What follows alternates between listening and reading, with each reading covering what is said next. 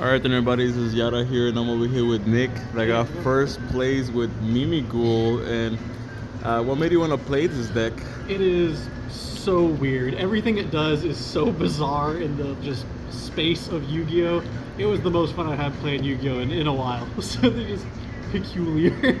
Alright, any shoutouts you want to say? Yeah, for sure. Shoutouts to my Saturday TCG club. It's always good to try and get good at the game and stuff and get better, but without them I might forget to have fun on the way, and that was what I owe a lot of this victory to. Alright, so we can get started then. Let's get right into it. Let's do the Mimighoul cards first. I'm on 3 of the field spell.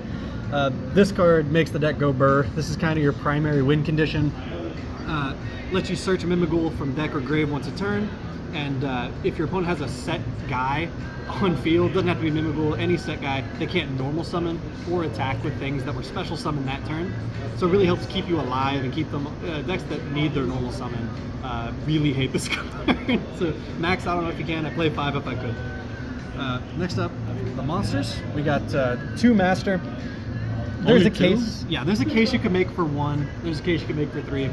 I think 2 is the right number for this build, but he's not your best normal summon. On summon, he wants to grab a Mimighoul monster from the deck, and he can't be destroyed by battle or card effects as long as you have another Mimighoul or your opponent has a face-down monster. It's really tanky, and his other effect is during your opponent's main phase, he can force face-down guys to flip, so you can trigger your detrimental flip effects kind of at will. Makes a big difference. Can't play 0, but maybe 1 if you're feeling saucy. Then we have probably the best normal summon, 3 dragon.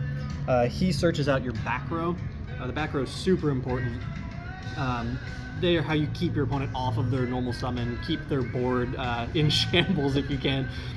Also, now's a good time to mention all the level 1 Mimighouls share some effects. The first is that once per name, per turn, you can just give one to your opponent face down. This is an inherent summon, so it's really hard to interact with. Then when they're flipped, for any reason, during the main phase, they'll activate some horrible effect that's unique to them, and they'll change control. Dragon's unique flip effect is that he Raigekis the board. He destroys all monsters on the field, side of the field he's on, except face downs and Mimighouls, and then he swaps over. Really great card. Definitely the normal summon of choice. Then we've got 3 Archfiend. The Archfiend is a good control mechanism. I'm trying to give my opponent this as often as I can because if they're allowed to flip summon and get their normal summon back, this is the most irritating to deal with. On flip summon, he makes your opponent discard a card, you draw a card, and then he switches control. So it's a +1 for you, a -1 for your opponent, and then you get the guy. And on normal summon, he's a bit proactive, he makes some plays. If you normal him, you're allowed to target a face down guy your opponent controls and flip it, which lets you just in 1 turn give your opponent a dude, normal summon Archfiend, force them to take the disadvantage, and then you get to do things like rank 1 plays, link plays, things like that. Then I'm on the 1 Cerberus. As soon as we get new Mimighoul cards, I think this guy's the first to go. Passively, he prevents your opponent from targeting your spells, which is kind of nice, protects you from things like Cosmic if you're kind of proactive with it. It doesn't come up much. When he's flipped, your opponent has to banish the top 3 cards of their deck, and they have to give you one of their banished monsters to your field in defense. It doesn't always give you a monster, but it has some funny applications. I can get into that later. Basically, we're just playing him to have the names for extension. Next, the back row. This is kind of where the meat of the deck is. We play Mimighoul Maker. On activation, this lets you pick 2 flip monsters from your deck. You take 1 and give it to your opponent face down, and the other 1 goes to your hand. Then you can special summon a Mimighoul from your hand. Doesn't have to be the one you added. The trick is it's random which one is which. Basically what I've been doing is I've been rolling a dice or whatever, but it says let your opponent pick randomly. Generally, you're always revealing Archfiend and Dragon with this card. It's a really good playmaker. If you open with Master and you don't want to normal him, this helps get him out of your hand. It has a grave effect. All the Mimighoul back row so far has grave effects. This one is, if your opponent special summons, you can banish this in response to flip one of their guys face up. If you can't get to Master in your combo, this is a good way to Raigeki them at quick effect speed if you need to control the board a little more. Fantastic card. I would not play less than 3. Then we have the best card in the deck, Mimighoul Room. Room is a trap that lets you summon a Mimighoul to either field, to your opponent's face down or to yours face up. And then you can non-target Book of Moon a monster, which is insane for the strategy, especially when you're trying to keep that field spell game going. They'll flip the Mimighoul up and they'll give you the guy, and then you just immediately give them another one, or in draw phase give them one so they can't flip it. Things like that. It's worth noting that the field spell also prevents tribute summons, of course, so it makes it really sticky. You could also, if you know their normal summon isn't super threatening, you could go ahead and fire this. You could let them flip the Mimighoul, let them commit their normal summon, then give yourself Master for advantage and flip their guy face down. So it's a really good resource. And its Grave effect is probably my favorite part about it. Anytime except when it's sent to the graveyard, you can banish it to return any number of Mimighoul cards you control to the hand. Cards. That means you can use this to protect your field spell. I made Zeus a lot. My opponents made Zeus a fair amount. And Room just puts your whole field back in your hand as Chain Link 2, then you get out of there without, suffering your own Zeus. Hilarious. Want to see it all the time. I even considered running Trap Trick for it, but it's a little too much. Dragon gives you good access to it. You can loop it pretty easy. So I would max out on it unless you're going full combo. Now for just some engine cards, we play the 1 Terraforming. Want to see the field spell at all times. I'm on 1 Unicorn and I'm on 3 Fenrir's. I would probably, I didn't have a second Unicorn, but I probably want to go 2-2 for this. It's also the reason I'm not playing Birth. If I run more Unicorn, I'd probably make room for Birth. This came up a lot. You're really good at reducing the game to caveman Yu-Gi-Oh! with this deck. If it doesn't quite go your way, they're good at board breaking, some weird interactions with Dragon and such. So I would definitely play some amount of Kashtiras, I think, just because they're great top decks for that kind of situation, and you create that situation pretty often. I'm on some talent cards. I'm on 2 triple tech talent and 1 thrust. Again, I would probably play more thrust given the opportunity, but I didn't have any on hand. The fun part about this is you can turn 0, turn 1, I guess, force these with things like Archfiend. You give your opponent any Mimighoul, you get Archfiend on the field, flip that guy, your opponent has activated an effect that's mandatory, so you can then fire this kind of stuff, which is super funny to me. Then I've got the 1 Scylla Hat Trick. I am playing Scylla Hat Rabbit. This deck is good at making Link 2s. This is a good low investment, high reward kind of play to keep things off the board. It also can't be destroyed by battle, so it's not really bad to draw. It actually won me a game because they couldn't out a in battle phase Scylla Hat Trick, and I got another turn to make my play. And Ghostrick Jump Scare. I am playing the Ghostrick package, so one of my weird choices. Might not be everyone's favorite. This came up a ton. I'll talk a little bit about it later in more detail, but you got to play the 1 shot. It is a brick, unfortunately. Some people play Ghostrick Knight as well to always have a search target off of Angel. I've decided to just brick on this sometimes. All right, and hand traps. Pretty standard. We've got 3 Veiler. It's a pretty fantastic card at the moment. Doesn't always stop the turn, but nice to have. It's also a level 1, which is nice. It's also a tuner, which, again, comes up sometimes. 3 Imperm, 3 Ash, and then I gotta play the best card in Yu-Gi-Oh! D-Shifter. Oh, wow. This okay. conflicts with a little bit.